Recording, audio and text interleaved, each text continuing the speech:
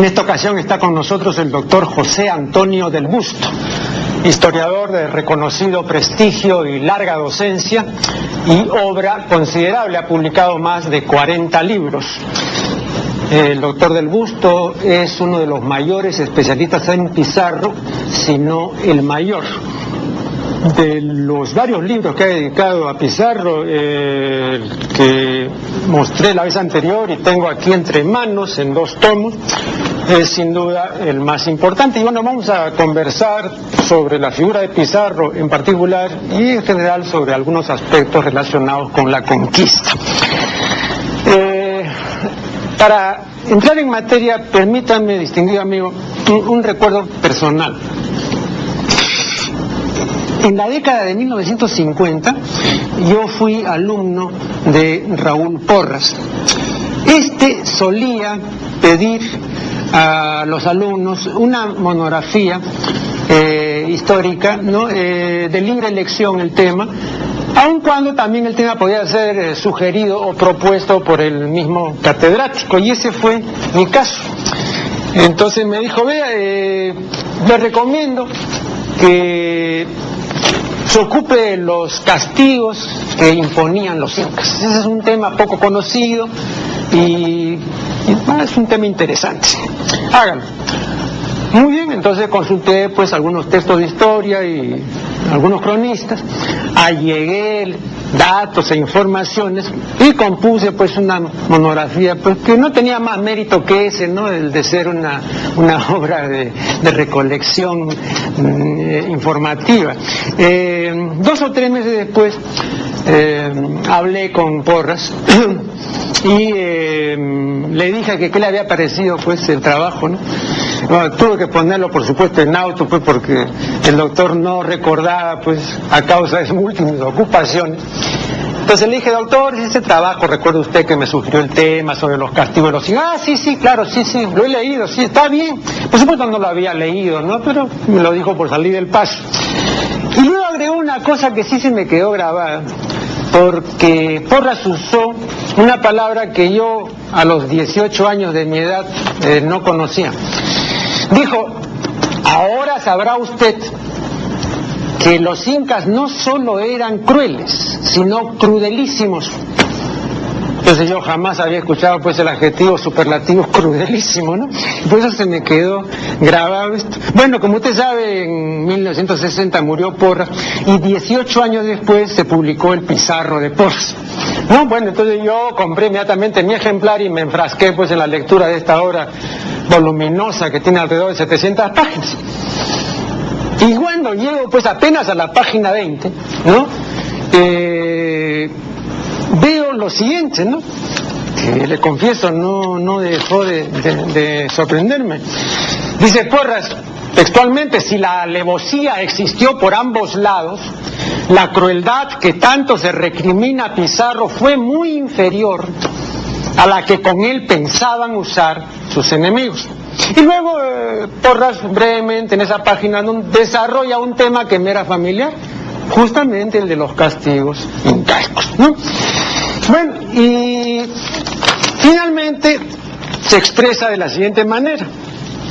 Bueno, por supuesto, al hablar de estos castigos, ¿no? Dice que los incas fabricaban pues tambores con el pellejo de sus víctimas y que con el cráneo de estas, desembarazado el cráneo de la más encefálica, bebían en él chicha.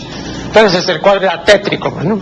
Bueno, entonces dice Porras textualmente, ahí tenemos en bosquejo la sentencia que Atahualpa hubiera dictado, primer subjuntivo, contra Pizarro en el caso de que éste hubiera caído prisionero, segundo subjuntivo, o si la reacción que el Inca esperaba de sus generales se hubiera producido, tercer subjuntivo.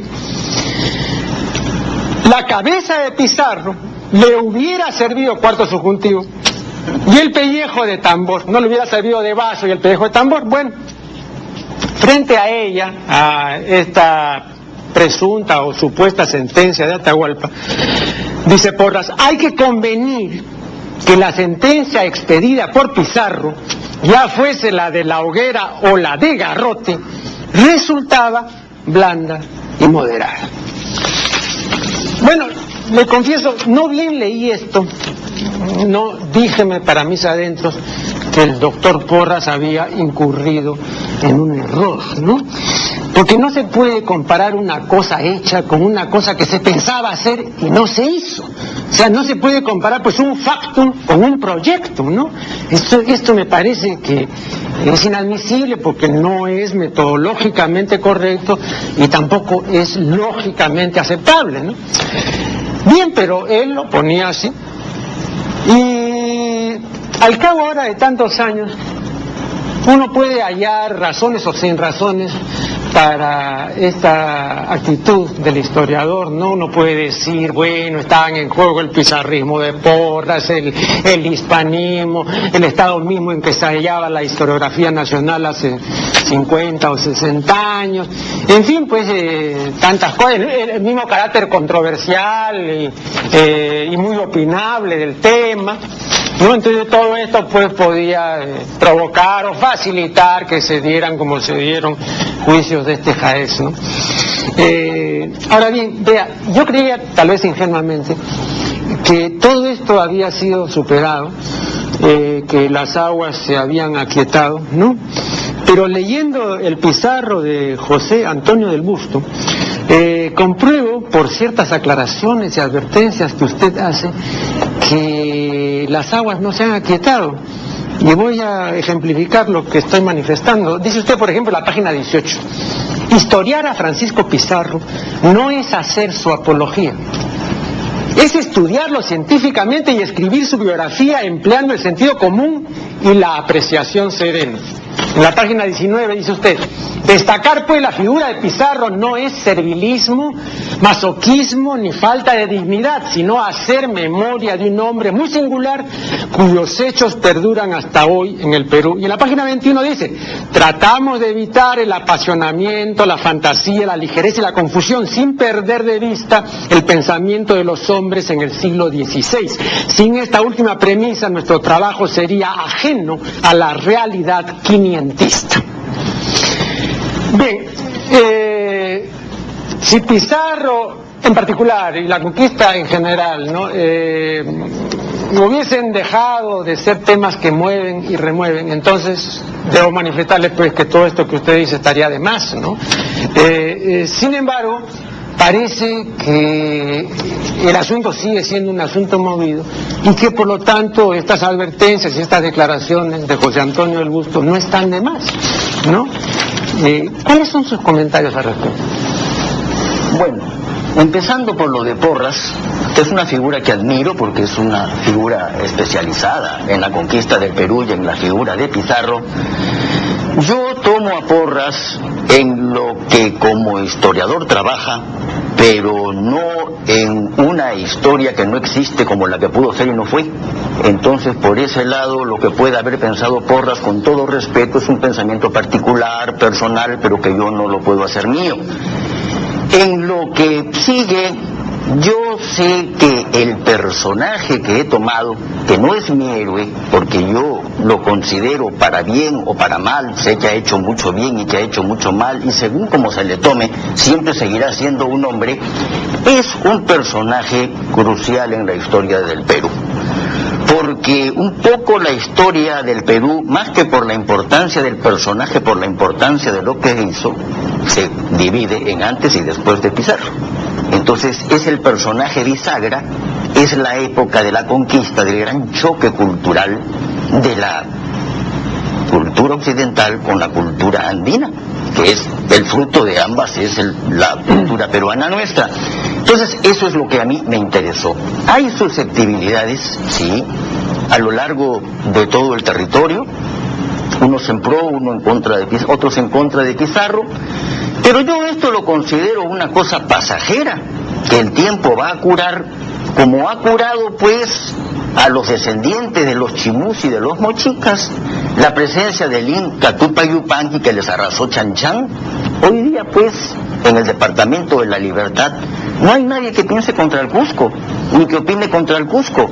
Con el tiempo pasará lo mismo con Francisco Pizarro aquí, y se tratará de Pizarro en el Perú como se trata de Guillermo el Conquistador en Inglaterra, de Rurik en Rusia, de Julio César en Francia o de Omar en Egipto. Entonces no hay problema, el problema ha sido superado porque hace ya tantos siglos que pasó, aquí solamente hace 400 años.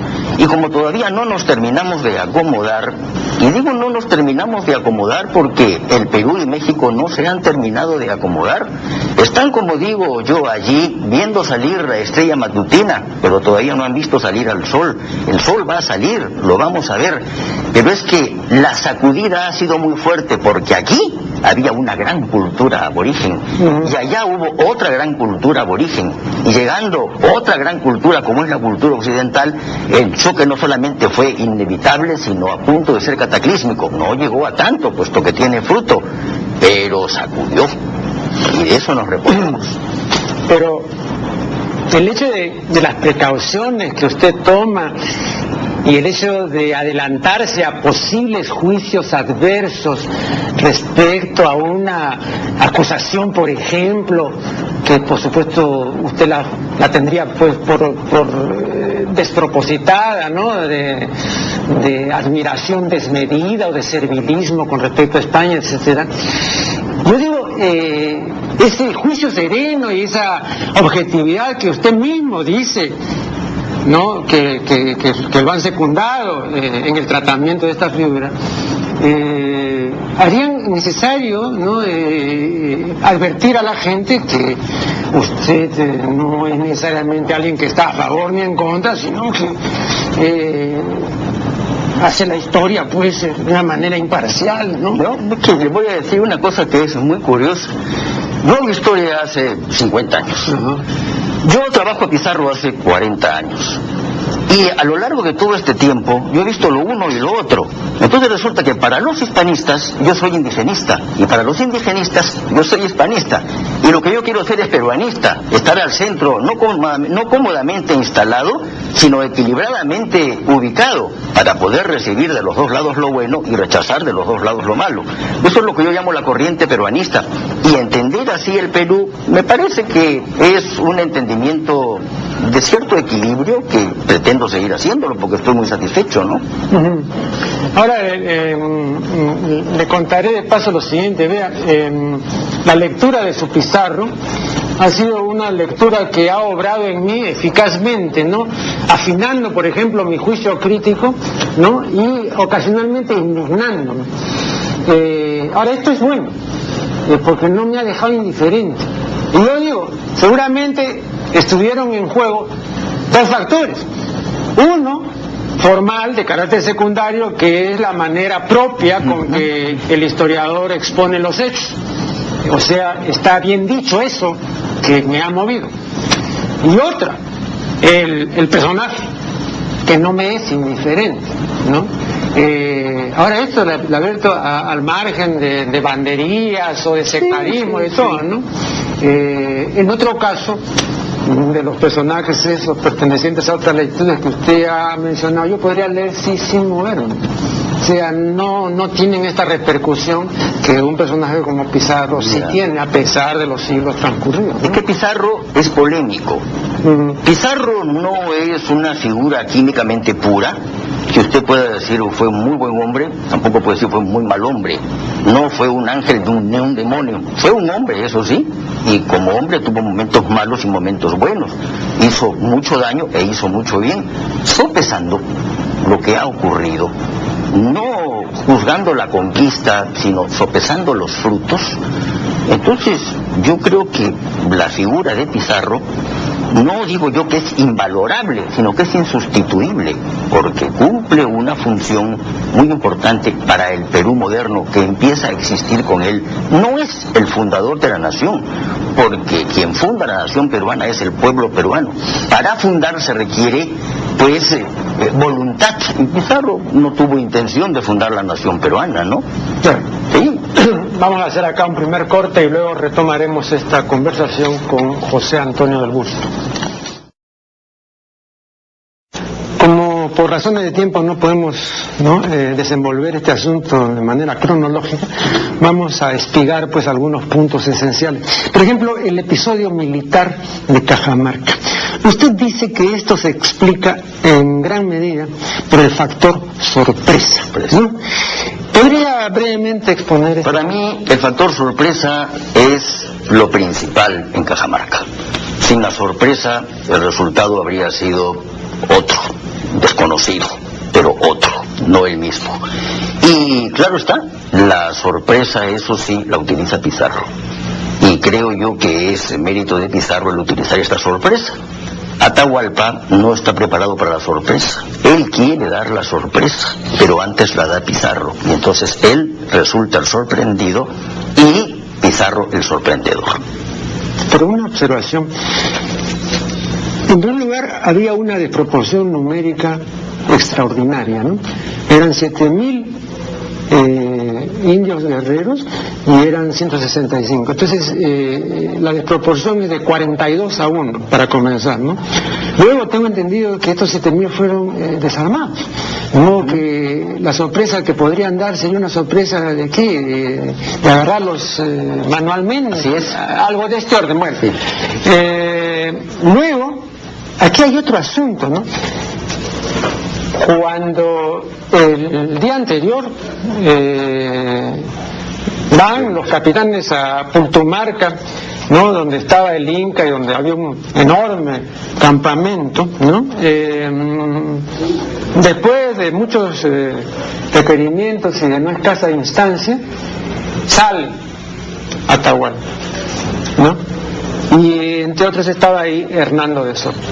Entonces Hernando de Soto, supongo yo que para ver si se asustaba el Inca, ¿no? Se acerca pues prácticamente a medio metro o algo así y hace una serie de cabriolas con el caballo y todo, ¿no? Y el Inca inmutable, no pestañó. Hubo sí, según refieren las crónicas, indios que se asustaron, muy bien, pero la cabeza visible no se asustó y siempre es el que da el ejemplo, ¿no? Muy bien. Según cuentan también las cronistas, a aquellos que se asustaron, Atahualpa los mandó matar para que el resto vea que no hay que asustarse ante los caballos. Muy bien, entonces pues que les iba de escarmiento. Entonces había este antecedente, ¿eh? Entonces, en primer lugar, Atahualpa no se asustó, porque ¿cuál fue el factor sorpresa en Cajamarca? Los caballos y las armas. Muchas cosas. No, pero por ejemplo, básicamente esas dos. Las armas no, los caballos de repente sí, pero son varios los elementos. Por ejemplo, en primer lugar está lo inesperado, que es la esencia de la sorpresa. En segundo lugar están los caballos, que es la fuerza desconocida. En tercer lugar están las armas de fuego, que aunque no son muchas hacen ruido. Estoy hablando de la artillería. No me ocupo de la arcabucería porque eran 3 arcabuces, que es muy poco. Además son unas explosiones enteramente opacas, bajas, que no creo que hayan hecho más ruido que daño. Y después está la misma presencia de los soldados que salen voceando y gritando aquello de Santiago, Santiago, Santiago y a ello. Entonces, los caballos con los petrales llenos de cascabeles y de campanillas, golpeando el suelo con los herrajes. Todo, en fin, colabora a que esta gente que esperaba tomar a manos a los españoles no puedan explicarse qué cosa es lo que está ocurriendo. Y eso es lo que aprovechan los españoles para atacar con tácticas especiales, conocidas, ¿no? Pero especiales para este caso, que era del martilleo, que es ir por el centro y ocasionar el hundimiento de la masa. Entonces se rebalsa por los costados. Ahí es cuando ataca Belalcázar y Hernando Pizarro por los costados, retrocede Soto y empuja, y de este modo los indios se van matando entre ellos. Yo tengo, y en otras oportunidades he hablado mucho, de repente no sería viable repetirlo aquí, lo que sucedió en la tragedia del estadio, ¿no? Que unos pocos policías contra miles de personas. Claro, y usted también lo dice en su libro, ¿no? En esta tragedia de 1964, ya dentro de un par de años serán 40 años. Pero, y me parece muy, muy oportuno que usted haya mencionado esto. Y yo le voy a decir lo siguiente. Vea, yo tengo una lectura del episodio militar de Cajamarca que se conexiona con lo que, vamos a ponernos así a la manera de Porras, pudo haber pasado en el Estadio Nacional. Usted, por ejemplo, no se podría imaginar esa tragedia si en lugar de la gente común y corriente que había en ese momento en las graderías del estadio, hubiese habido gente seleccionada de las Fuerzas Armadas y de las Fuerzas Policiales, comandos de élite, gente profesional. No hubiera habido ni un muerto. ¿Por qué? Porque era gente preparada. Bien, esto mismo yo lo pongo en el otro caso. Si estos 7.000 o los 30.000 que según parece había en el campamento del Inca hubiesen sido guerreros profesionales preparados, entonces yo no veo por qué ante 165 no iba a haber ese pánico y iba a haber ese aplastamiento y en fin todo lo que hubo, y luego 3 o 4.000 muertos, ¿no? Y eso solamente es porque esa gente, primero, no era gente preparada. Segundo, se asustó, cosa que revelaba, para usted tengo entendido que es aficionado a la fiesta brava y es aficionado a la gallística. En la fiesta brava y en la gallística se habla de casta, ¿no? De valentía, pundonor y todo. Vea, cuando hay casta y valentía y pundonor, que vengan 165 y que hagan un destrozo de ese orden. Creo que muy poco hicieron los españoles, en realidad el destrozo lo hicieron los otros, ¿no? Pero usted no cree que también la impreparación, no solamente porque se asustaron, porque incluso el hecho de asustarse ya está revelando una falta de profesionalidad, es decir, ya hay una falta de interés ahí, ¿no? Porque claro, en alguien que realmente no sabe nada de nada, entonces pues un pequeño ruido desconocido pues lo va a poner de vuelta y media, ¿no? Bueno, en primer lugar, yo creo mucho en el temor a lo desconocido, porque es más grande que el temor a lo conocido. Y lo conocido se puede tornar desconocido cuando es inesperado, y se acrecienta, se multiplica, y eso en proporción geométrica, que fue lo que ocurrió. Mire, si usted me pone a los demás casta y a los hombres de armas más preparados, sentados o puestos en la cantidad que quiera en la plaza de Cajamarca, y vienen los marcianos, probablemente ocurra exactamente lo mismo con los cuerpos de élite de cualquier nación, Y en tercer lugar, quisiera yo decirle a usted que esto es algo muy lógico lo que sucedió, porque es, insisto, esto también lo he dicho otras veces, es como uno puede vencer el miedo, es el miedo vencible, pero hay un miedo que no se puede vencer, ese es el miedo invencible. Es como si en este momento entrara por esta puerta un león inesperadamente y salimos corriendo los dos, porque aquí no hay un valiente que le meta un puñete en el hocico al león porque lleva las de perder. Así que entonces entendemos que lo más cuerdo y lo más sensato no es hacer desaparecer lo que nos causa el miedo, sino desaparecer nosotros, que somos los que nos ha causado el miedo. Eso es lo que pasó en Cajamarca. Yo me lo explico, para mí Cajamarca era un enigma, porque ¿cómo es posible? La misma pregunta que ha planteado usted en una forma tan precisa, ¿no? Me lo pregunté durante años, hasta que en el estadio obtuve la solución. Desde antes iba yo madurando un poco el camino, pero cuando llegué ya mi objetivo fue en el estadio. Entonces me lo expliqué todo, y digo, y eso puede volver a suceder, si se dan unas condiciones parecidas, con gente de hoy, del mejor ejército que hay en el mundo, y es que llegan los marcianos, o los más preparados que le suelten un león en un lugar cerrado. Entonces se acabaron los valientes. Pero vea, también aquí hay una cuestión de perspicacia y de olfato, ¿no? Porque ahí están los testimonios, usted los reproduce convenientemente. La gente de Pizarro se moría de miedo. Así es. Tenía incontinencia urinaria, cámaras mayores, etcétera. Entonces era una situación que pudo haber sido, bueno, no sé si había pues psicólogos entre la gente del lugar, ¿no? Pero cualquiera pues, Nietzsche decía, yo tengo mi genio en la nariz, decía, yo me huelo las cosas. El enemigo pudo haber olido que estos señores en realidad se estaban muriendo de miedo, ¿no? Entonces este hubiese sido, digamos, un apoyo formidable, porque uno sabe si el miedo no se puede ocultar.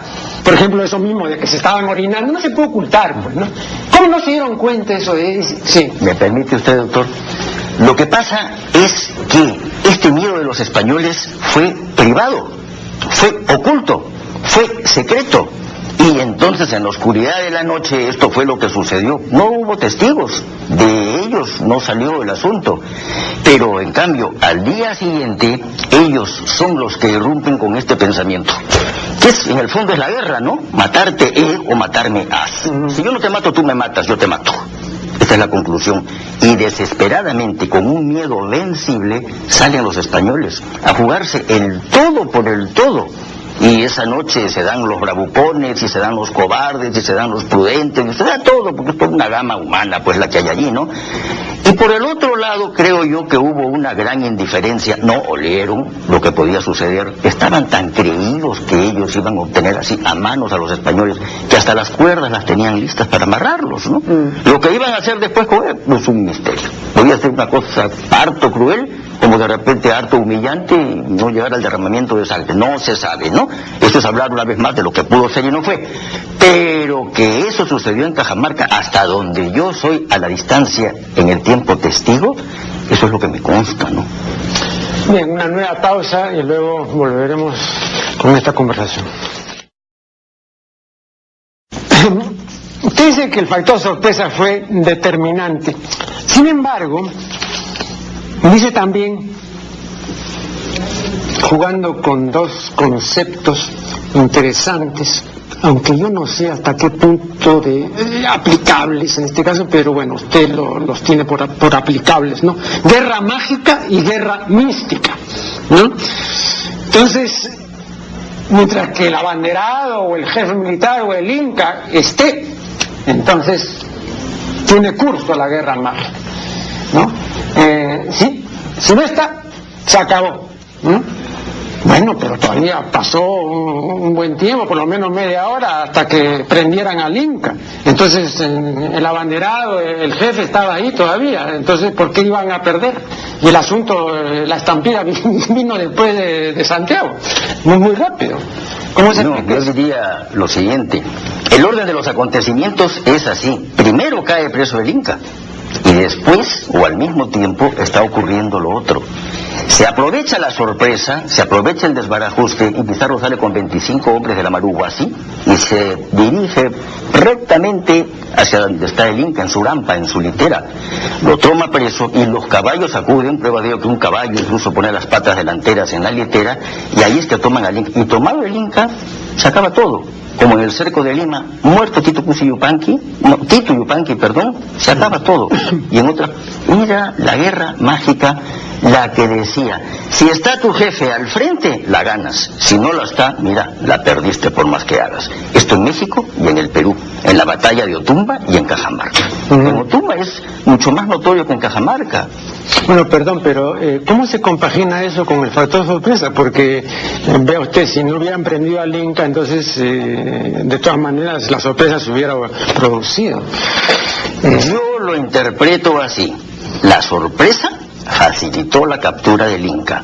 La captura del Inca coronó el éxito de la sorpresa. Todo es uno. Por ejemplo, cuando usted describe la captura, ¿no? Y uno ve a los que llevaban la litera, ¿no? Y uno se dejaban herir, les quitaban los brazos, ¿no? Los mataban y todo, y los reemplazaban otros y todo. No atinaban a nada. O sea, esa gente no era gente preparada para nada. No, yo no lo interpreto así, al contrario. Pero dígame, usted dice, ¿qué tal el escepticismo? ¿Qué tal, estoicismo? Estoicismo, sí. Sí. ¿Pero qué? ¿Dejarse matar así de una manera burda? No, porque no atinaban a nada. En la mentalidad andina al servicio del Inca, esto era así. No hacerlo así, no solamente era un delito, sino además un sacrilegio. Entonces, por ambas cosas, la pena de muerte era algo a lo que estaban acostumbrados estos indios lucanas o urucanas, como se llamaban, que la única misión de su vida era esa, y esa la tenían que cumplir, y la cumplieron, ¿no?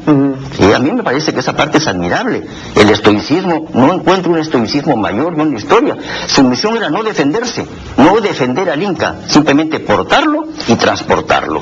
Y lo que se sabe sobre la forma de llevar la rampa, verdaderamente pues eran unos maestros haciéndolo, ¿no? Ahora, parece, según lo que refiere usted y refieren los cronistas, que una de las cosas que perdió o que facilitó la captura de Atahualpa fue el hecho de llevar este pelo largo, sí, ¿no? Porque lo jalaron del pelo y lo tumbaron, así ¿no? es. Sí. Lo que ocurrió fue lo siguiente: todos los incas tenían el pelo muy corto y erizado. Entonces los incas se cortaban el cabello con pedernal, ¿no?, a partir de determinada ceremonia del rupto chico, y eso con el yauto, la mascapaicha, las prendas, en realidad no era una cosa. Lo que llamaba la atención en la cara de los incas eran las orejeras, las orejas grandes, pero todo lo demás era, si se quiere, normal.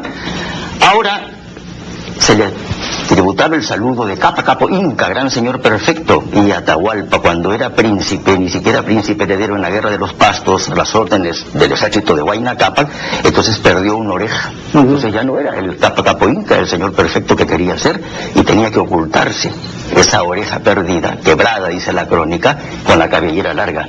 Y ahí es donde saltan entre Alonso de Mesa y Miguel Estete y lo aferran de la cabellera y se lo traen abajo. El único inca que tenía el cabello largo. El único, no ha habido otro. Ahora parece que en ningún momento, y eso sí, también ahí está, por ejemplo, es otra cosa, ¿no? En ningún momento se descompuso, en ningún momento, ¿no? Y eso, o sea, seguía dando el ejemplo, ¿no? Claro, de un interés. Una educación imperial. Sí, imperial, ¿no? Entonces también es lamentable ver que su gente se estaba muriendo de miedo cuando el señor estaba en lo más... No, también hay una incorrespondencia, ¿no cree usted? Él había mal acostumbrado a la gente, dentro de lo que eran las buenas costumbres del Tahuantinsuyo, a no mandarlas directamente, sino a través de capataces. Y los españoles matan primero a los capataces y entonces se corta la comunicación. Haga lo que haga, los lucanas no lo interpretan, porque son los capataces los que lo tienen que mandar a ellos. Entonces está el inca aislado y los lucanas también, por eso es que no se mueven.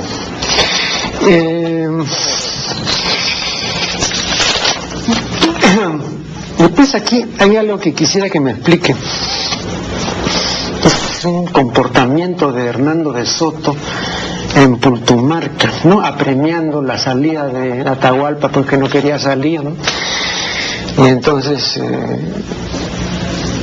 le ordena al intérprete Hernando Pizarros. Ya. Sí. Entonces Martinillo. Que no, dile que salga, ¿no? Como no salía, entonces dice, decirle al perro que salga. Bien, yo pregunto, porque a mí me sorprendieron estas exclamaciones insultativas, estas bravatas, estas bravuconadas. ¿Son realmente así? ¿Fueron realmente así o son evidentes añadidos, son interpolaciones? No. Porque ¿sí fueron realmente así o son evidentes añadidos, son interpolaciones? No. Porque le voy a decir una cosa, ¿no? Porque a mí me parece que un capitán, que un profesional de la guerra, no puede proferir estas torpezas, porque uno, en ese momento por lo menos todavía no sabían qué reacción podía tener el perro, ¿no? El idólatra, o en fin, como se le quiera decir. De modo que había que más bien tener cierta prudencia, había que, ¿no?, medir las palabras, pero no lanzarse así, ¿no? ¿Cuál es la explicación? Sí, eso es lo que se nos ocurriría a nosotros con una educación entre cortesana y cívica. Militarmente daba muy buen resultado el llamar perro al enemigo. Atahualpa llamaba perros a los tayanes, de manera que también el inca usaba esta expresión. Pero sobre todo Hernando venía de un siglo XV, a pesar de que había nacido en el XVI, venía de un siglo XV español, donde se le decía perro cristiano, perro judío, perro moro, y el apóstrofe canino que se llama era una cosa usual, como decir nosotros una palabrota. Entonces eso era parte del vocabulario militar. No está claro que Martinillo lo haya traducido así, pero es muy probable que, acostumbrado a traducir las cosas como se las decían y no como él las interpretara, hubiera dicho eso. Que el inca, al sentirse llamar perro, hubiera sufrido una reacción muy especial, pero el inca era un señor, ¿no? Entonces, como trata Hernando Pizarro, lo hace con la punta del pie y ni siquiera lo mira, y solamente al final levanta así la cara como para mirarlo, para encomendarle una misión contra los caciques del río de Suricará. Así que yo creo que el señor y el dueño de la situación en Pultumarca fue Atahualpa. Y los otros llegaron desconcertados a contar lo que contaron, y por eso pasó esa noche de San Eugenio lo que pasó en secreto, ¿no? Ahora, cuando Pizarro mandaba a estas embajadas, me decía que viniese porque lo estaba esperando y que lo iba a recibir como amigo y como hermano. Por supuesto no fue así, pero en el otro bando se podría decir lo mismo, lo que usted manifestó hace unos minutos. Tampoco pensaba ir en esa calidad a Atahualpa, a la Plaza Mayor de Cajamarca, ¿no? Entonces, ¿usted cree que Atahualpa en algún momento creyó que iba a ser recibido como amigo y todo? ¿O como hermano? No, yo lo que piense Atahualpa no lo conozco. Pero no, más o menos. Pero lo que pensaba Pizarro, casi puedo decir que sí lo conozco. Yo creo que Pizarro lo iba a recibir como un hermano y después lo iba a tratar como un hermanastro. ¿Me explico? Entonces al principio lo iba a recibir con todos los honores del caso y después le iba a decir, bueno, esto se acabó, ahora eres prisionero y afuera están todos y tú eres el rehén. Eso es lo que quiso hacer Pizarro, pero eso no fue lo que sucedió. Entonces yo creo que lo quiso tratar y recibir como hermano, pero después tratar como cautivo, como prisionero de guerra, como rehén, como lo trató, ¿no? Esa es mi respuesta frente a esta pregunta, ¿no? Vamos a hacer un nuevo corte y luego continuaremos dialogando con José Antonio del Busto. Quiero formularle una pregunta que cada vez que se toca el tema de Pizarro es inevitable. La pregunta es la siguiente: haber sometido a juicio sumario a Atahualpa, haberlo condenado a muerte y haberlo ejecutado, ¿usted cree que fue un acierto o un error de Pizarro? Mire, Pizarro, puede sonar raro lo que voy a decir, Pizarro no lo hizo, porque Pizarro no quería matar a Atahualpa, no le convenía, era un mal negocio para él. Él ganaba teniendo al Inca prisionero y vivo, y él perdía teniendo al Inca convertido en cadáver. ¿Qué fue lo que pasó? No fue algo que quiso él hacer, todavía más se dice, y hay crónicas que lo testimonian, que Pizarro hasta lloró cuando tuvo que firmar, porque él no quería él hacer, no era por sus buenos sentimientos, porque era un hombre muy endurecido en la guerra, un soldado, no le podemos pedir pues un sentimiento, era emotivo por otras cosas que le conozco, era emotivo, lloraba con facilidad, no fue la única vez que lloró, pero sí es cierto que entonces se lloraba mucho entre los hombres de España. Hernán Cortés tenía un llanto famoso en una huehuete allá en Popotla, ¿no? Y era gente que estaba acostumbrado pues al mundo de las lloronas, de las plañideras, y eso es de influencia árabe, influencia semita. No, perdón, pero yo tengo un trabajo donde también me ocupo del llanto y demuestro que antes en general se lloraba más, ¿no? Sí, se lloraba más. En Inglaterra, por ejemplo, se lloraba también mucho, ¿no? Entonces, quizá también son variaciones culturales, ¿no? Así como antes se besaba más, ¿no? Cuando uno iba, por ejemplo, y eso lo cuenta Erasmo, ¿no? A una casa había que besar a los dueños de casa, a los familiares, a los sirvientes y a los gatos si lo sabían. Era un besuqueo general, ¿no? De modo que tal vez con el llanto ocurría. Entre los españoles más bien el besuqueo no hizo fortuna. Sí. Pero el llanto sí, el llanto. Y lo que menos le llama la atención a los españoles es el llanto de los indios, porque lo consideran natural, ¿no? En las exequias reales y cosas por el estilo, pero ¿no? Por ahí también Atahualpa creo que también lloró, ¿no? Atahualpa llora, pero yo tengo al llanto indio siempre bajo estudio y reserva, porque hay un llanto que es artificial, hay un llanto que es fingido, es el que se observa todavía en todas las procesiones, en todas las procesiones del Cusco. Las mujeres lloran, se limpian unas lágrimas inexistentes y se las secan en el anaco, se las secan en la pollera, y es el hecho ritual de llorar. Entonces eso es un llanto artificial, honesto, sincero, lo reconozco, pero propio de su cultura, ¿no? Sin embargo no es el que es por efusión de lágrimas. O sea que Atahualpa llora eso porque Atahualpa era un gran político, le daba vueltas a Pizarro en ese sentido, ¿no? Pizarro lo que tenía es que era un gran soldado desde el punto de vista de la milicia indiana. En Europa seguramente Pizarro hubiera fracasado. Bueno, ¿y qué cosa fue lo que aceleró esta decisión de ejecutar y de matar pues a Almagro, Alonso de Riquelme, Antonio Navarro, Fray Vicente de Valverde, Felipillo, el curaca de Cajamarca, los curacas huancas, todos los indios huascaristas? Entonces no fue solamente una persona, fue toda una tendencia detrás o delante de la cual andaba la hueste almagrista que quería matar a Atahualpa para luego empezar una nueva cuenta y efectuar el reparto del botín, porque hasta entonces no iban a recibir un maravedí debido a que no habían participado en la captura del Inca, y ese rescate era a raíz de la captura de Atahualpa. Claro. Entonces ese era el interés de ellos, ¿no?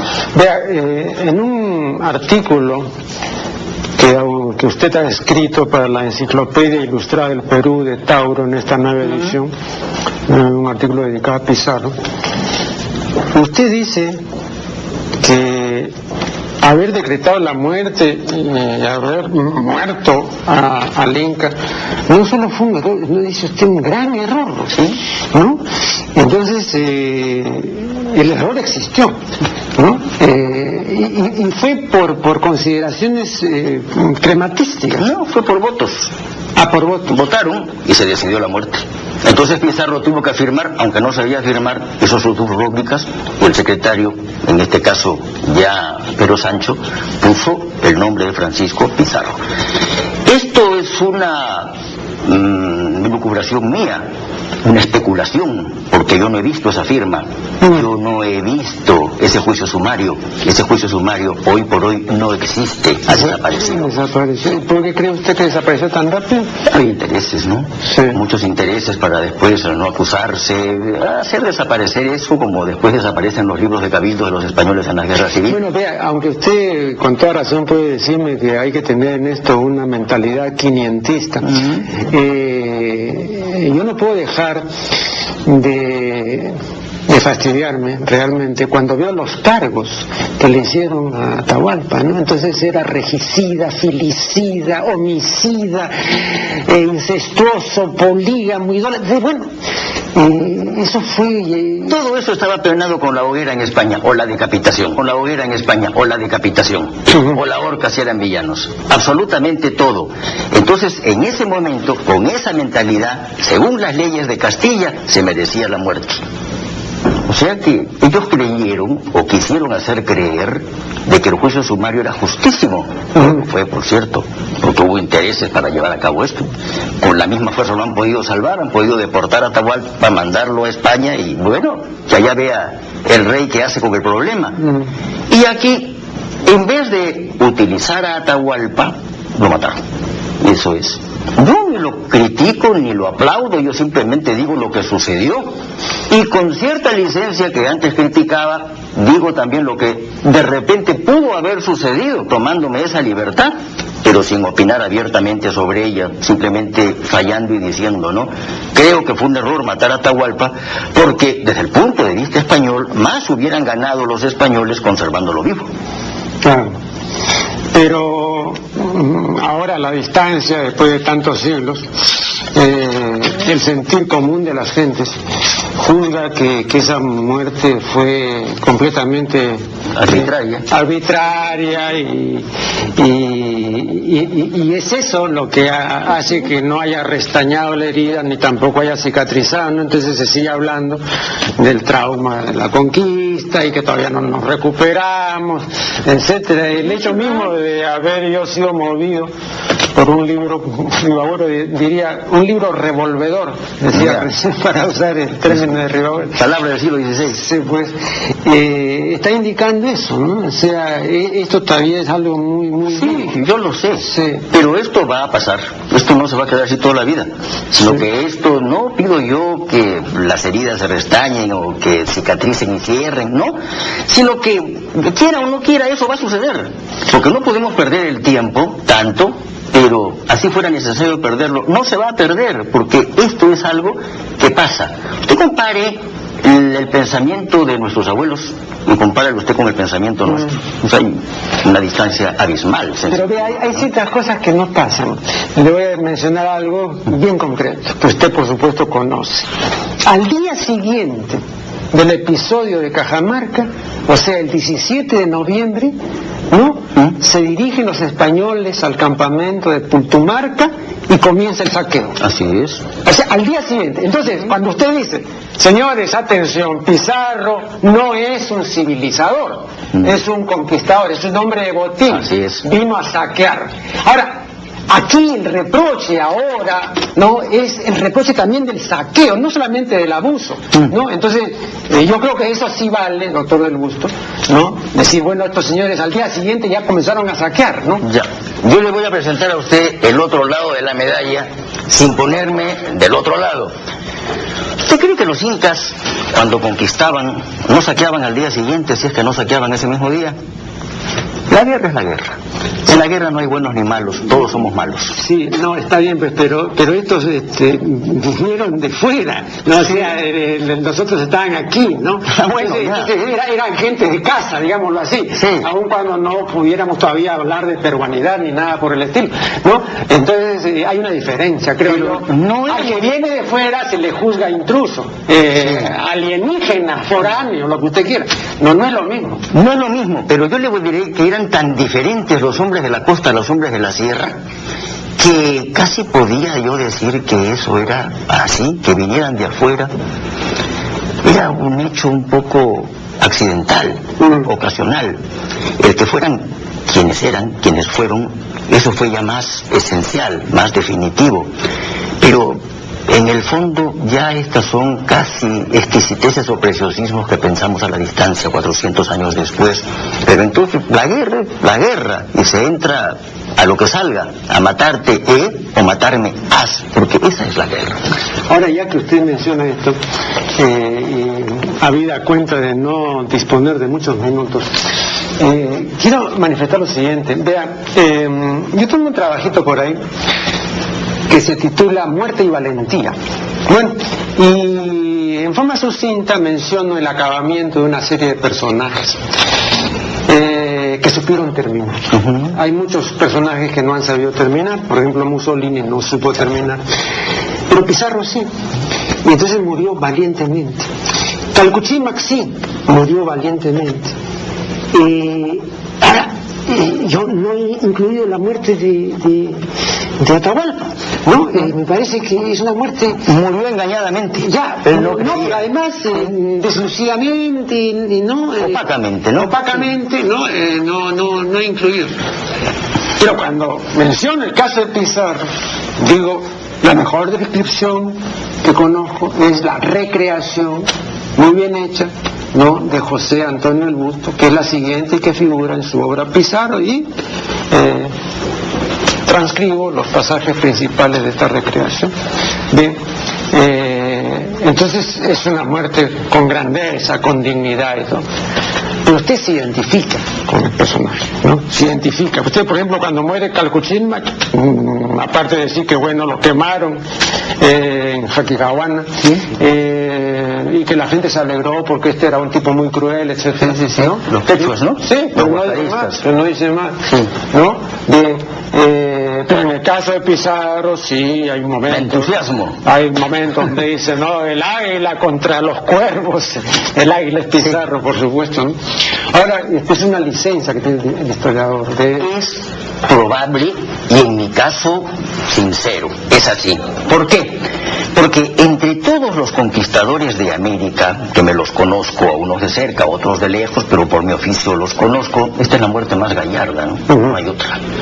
Entonces, no me puedo poner yo del lado de Juan de Rada, porque es un lado un tanto hasta extranjerizante, si se quiere, por lo que representa, y es un lado que está, es una bandería que está, si se quiere, reñida con lo que Pizarro también representa, que quieran que no, Pizarro representa la peruanidad, porque yo sostengo que el Perú de hoy, territorialmente hablando, se debe a dos personajes, al Inca Túpac Yupanqui, y a Francisco Pizarro, que conservó lo que Túpac Yupanqui conquistó. Entonces, el mapa del Perú se debe a estos dos personajes. ¿A Pachacute, no? No, Pachacute, que estaba un poco cómodamente instalado en el Cusco. Por ahí dice usted que fundaron estos dos analfabetos. El tiempo, eso fue la parte legislativa, la parte cultural. Pachacute fue un genio legislador. Túpac Yupanqui, un genio conquistador, y Huayna Cápac, un genio consolidador. Pero Túpac Yupanqui lo tomo en este sentido de conquistador, que el territorio actual del Perú, hasta la selva, ahora yo estoy estudiando Túpac Yupanqui, ¿ya? Y hasta en la selva me encuentro la presencia de Túpac Yupanqui, ¿no? Remontando ríos, un mérito que no conocíamos, ¿sí? Pero me puedo entusiasmar con el final de Pizarro, porque indudablemente me puedo identificar más con Pizarro que con Juan de Rada. Claro que Juan de Rada representa lo que representa, y entonces pues no siento que la misma admiración, eso sí es verdad. A pesar de todo, Pizarro nunca será mi ídolo, pero siempre será mi personaje. Bien, muchísimas gracias, doctor Del Busto, por su valiosa colaboración, y con ustedes será hasta el programa siguiente.